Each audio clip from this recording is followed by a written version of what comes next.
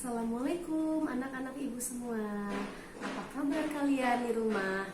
Semoga kalian selalu dalam lindungan Allah Subhanahu wa taala, selalu sehat. Ya, dengan kondisi yang seperti ini, kalian harus tetap jaga kondisi tubuh kalian. Dan walaupun kalian belajar di rumah, ya, kalian harus tetap semangat, ya, tetap ikuti pelajaran yang sudah diberikan oleh Bapak Ibu guru. Oke, ketemu lagi dengan Ibu, ya, Ibu Wulan. Di sini Ibu akan mengajarkan IPS. Materi kali ini yaitu tentang kondisi wilayah Indonesia. Ya, silahkan disimak materi kita kali ini sambil dilihat bukunya. Tolong perhatikan. Ya, baik. Yang pertama adalah keadaan alam Indonesia. Keadaan alam Indonesia dibagi menjadi dua, yaitu keadaan fisik wilayah Indonesia dan yang kedua adalah keadaan flora dan fauna. Baik, yang pertama yaitu keadaan fisik wilayah Indonesia. Ya, untuk hari ini kita khusus belajar secara rinci mengenai keadaan fisik wilayah Indonesia. Yang pertama, kondisi geologis. Yang kedua, bentuk muka bumi. Dan yang ketiga, kondisi iklim Indonesia. Ya, itu. Kita akan bahas ketiganya. Baik, selanjutnya yang pertama langsung saja yaitu tentang kondisi geologis Indonesia. Amatilah peta tersebut.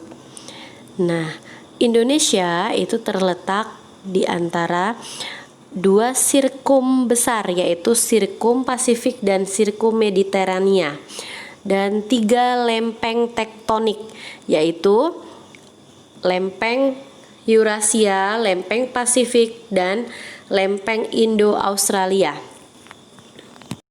Tumbukan lempeng tersebut kemudian membentuk rangkaian pegunungan.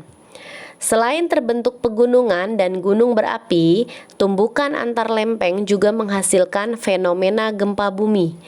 Gempa bumi terjadi karena lempeng yang saling bertumbukan, kemudian menghasilkan getaran yang sampai ke permukaan bumi.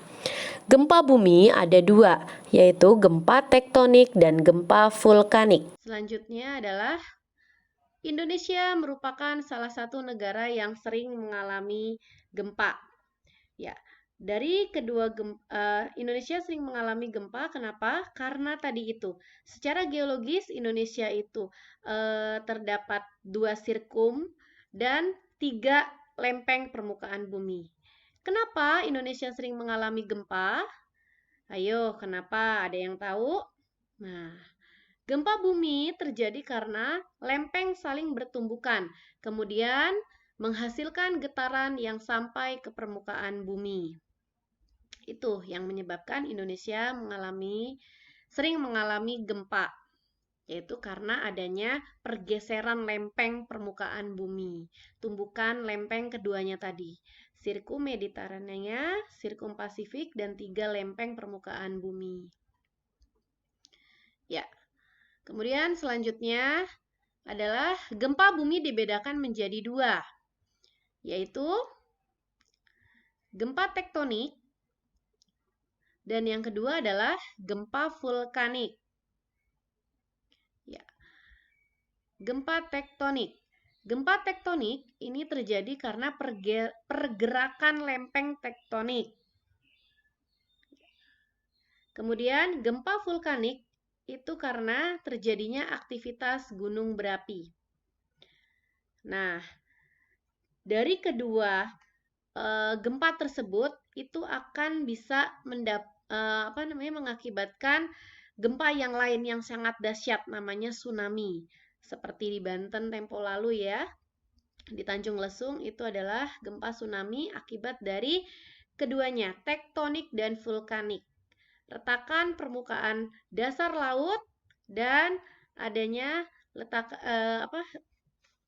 aktivitas gunung berapi, yaitu gunung meletus. Akibatnya terjadilah tsunami. Baik, selanjutnya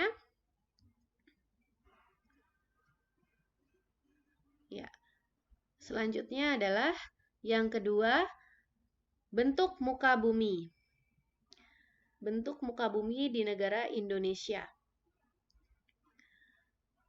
Ya, bentuk muka bumi di Indonesia pada dasarnya itu memiliki pulau yang sangat banyak, ya, dan yang sangat beragam. Nah, maka berpengaruh terhadap bentuk permukaan bumi tersebut, yaitu ada dataran rendah, kemudian ada dataran tinggi, ya, kemudian ada bukit, ada pegunungan. Tempo hari sudah Ibu kasih soal seperti ini ya, yaitu kondisi iklim Indonesia. Nah, jenis iklim di Indonesia itu ada 3. Yang pertama, iklim muson, iklim tropis, dan yang ketiga adalah iklim laut. Baik, kita bahas satu persatu ya. Yang pertama dulu adalah iklim muson. Ya, iklim muson. Iklim muson itu dibagi menjadi 2 ya. Nah, iklim muson ini dipengaruhi oleh gerakan angin musim yang berubah pada periode waktu tertentu atau 6 bulan sekali. Terjadinya 6 bulan sekali karena perbedaan tekanan udara antara samudra dan benua. Itu nggak kelihatan ya, itu benua dan benua ya. Nah, jadi dalam setahun itu dibagi menjadi 2, 6 bulan sekali. Ya, dibagi menjadi 2, 6 bulan sekali, yaitu iklim muson barat dan angin muson timur.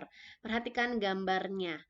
Nah, di buku paket kalian juga ada gambar seperti itu, ya. Nah, Ibu pun waktu itu sudah memberikan tugas kepada kalian. Ya, kita bahas satu persatu. Angin muson barat. Angin muson barat, yaitu arahnya, kalian perhatikan arahnya, itu berasal dari Samudra Pasifik ke Indonesia atau benua Asia ke benua Australia. Yang bawah itu adalah benua Australia ya anak-anak ya. Nah, terjadinya kapan?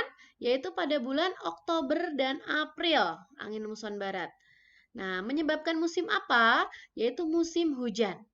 Ya, jadi kalau kalian ditanyakan angin muson barat, nah pergerakannya di situ ada ya. Kemudian terjadi pada bulan apa? Di situ Oktober sampai April. Jadi kalau ya itu artinya musim hujan, ya. Nah, tapi kalau kondisi sekarang ini masih kurang menentu, ya. Kemudian selanjutnya adalah angin muson timur. Angin muson timur, ya. Nah, arah angin muson timur itu berasal dari benua Australia ke benua Asia. Terjadinya kapan? Pada bulan Mei sampai September. Menyebabkan musim apa? Musim kemarau. Nah, itulah perbedaan angin muson barat dan angin muson timur ya. Dan yang selanjutnya yang kedua adalah iklim tropis. Iklim tropis terjadi karena Indonesia berada di daerah tropis. Ya, suhu yang tinggi mengakibatkan penguapan yang tinggi dan berpotensi untuk terjadinya hujan. Nah, selanjutnya yang ketiga adalah iklim laut. Iklim laut terjadi karena Indonesia memiliki wilayah laut yang luas, sehingga banyak menimbulkan penguapan dan akhirnya mengakibatkan terjadinya hujan. Demikianlah tadi penjelasan dari Ibu mengenai keadaan fisik wilayah.